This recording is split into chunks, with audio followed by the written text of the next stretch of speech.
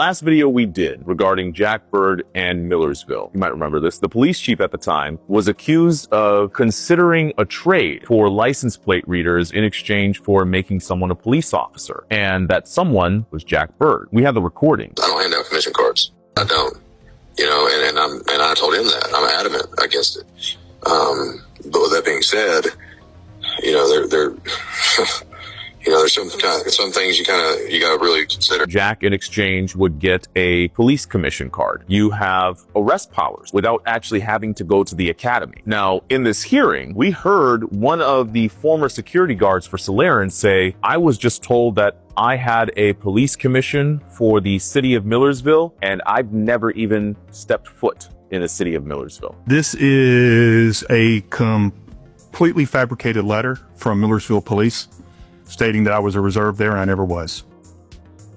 We were in shock. He was on the list, on the roster as a Millersville reserve officer, but he couldn't even point to Millersville on the map. And then the state attorney asked him, well, why would your name appear on this list? And he said, I think this was done to make it look like I had some sort of up-to-date police credentials so that it could justify me wearing police while I'm working private security. Which I was never a reserve there, and I'm not about to perjure myself up here. So the state attorney said, if these credentials are in question, maybe all the credentials are in question. The same guy actually said that he took a photo of himself and was told to send it to Dustin Carr. A few weeks later, that same photo appears on this Millersville commission card. We also had another former Millersville police chief take the stand, and he was handed all of these certificates. This is the same guy who was also running training for a lot of these Solaren security guards. And so he's looking through the training certificates and he says, yeah, that appears to be my signature, but here's the issue. The form